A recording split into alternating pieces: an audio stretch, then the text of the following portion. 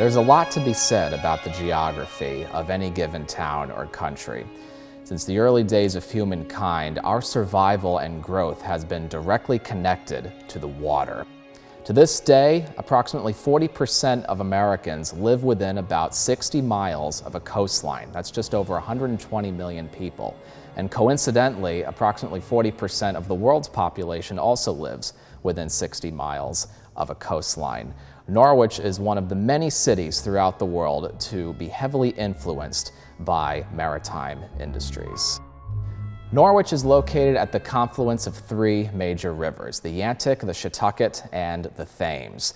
When Norwich was first settled in 1659, some of the earliest industries to develop were shipbuilding and the coastal trading of goods and materials that were brought in as far as the West Indies. Although we are approximately 12 miles inland from the coast, Norwich had direct access to the open ocean via the Thames River and could accommodate ships of all different sizes in its harbor.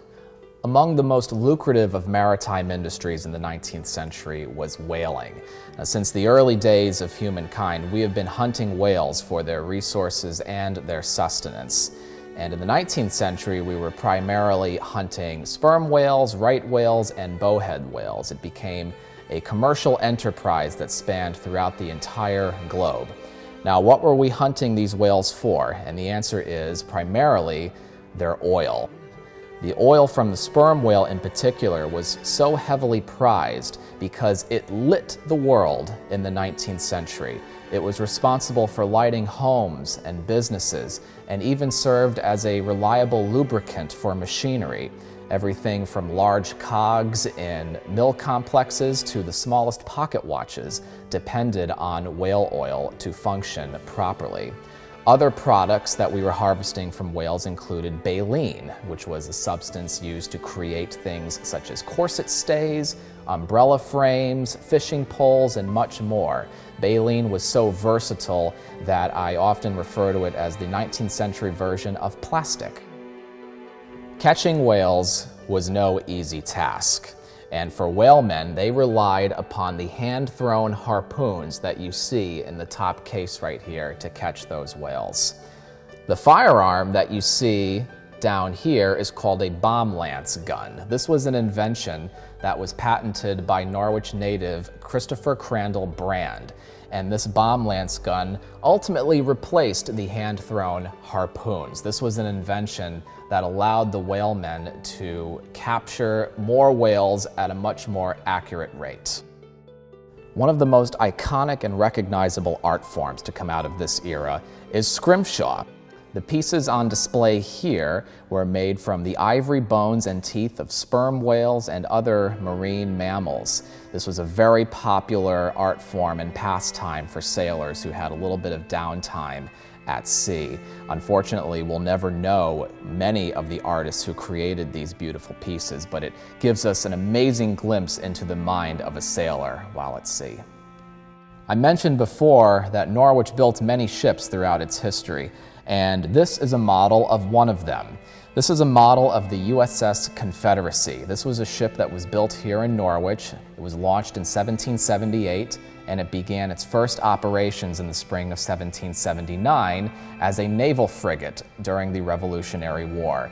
This ship was built on orders of the Continental Congress, and it was the only ship of its kind to be built in Connecticut for the war. It was built entirely from the ground up, and at its time, it was one of the largest ships ever built for the young U.S. Navy.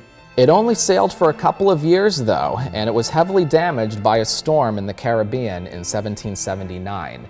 By 1781, the ship was captured by the British, and it was dismantled in 1782 after the British had discovered the ship was so heavily damaged and rotted that it was completely unfit for service at sea. During its lifetime, the ship was commanded by Captain Seth Harding, who was also a native of Norwich. The portrait that you see here is a portrait of Thomas Davis Winship. Thomas Davis Winship is a native of Norwich, and he is a perfect example about how someone could work their way up the ladder in the maritime world. His sailing career began at age 15, where he was a sailor during the War of 1812, and he was even captured by the British and detained in Canada until the war's end. Now, in 1819, he became a mate of a ship called the Fame, and this is where he really earned his fame as a sailor.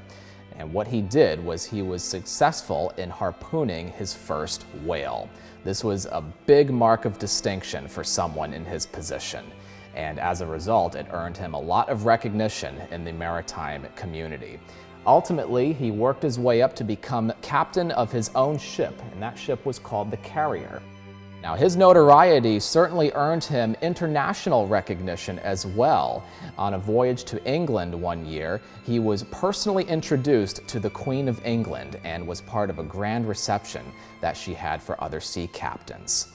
However, his story does end in tragedy. On September 20th, 1846, he was out at sea on a voyage from New York to England, and a massive storm swept him overboard, and he was lost at sea.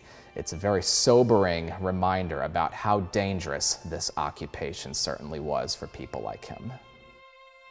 Author Jules Verne once said that the sea is only the embodiment of a supernatural and wonderful existence. Norwich's maritime roots are still prevalent to this day, and the same can be said for other maritime communities across the world. It is a history that is defined by the power and the intimidating nature of the sea that still shapes our world to this day.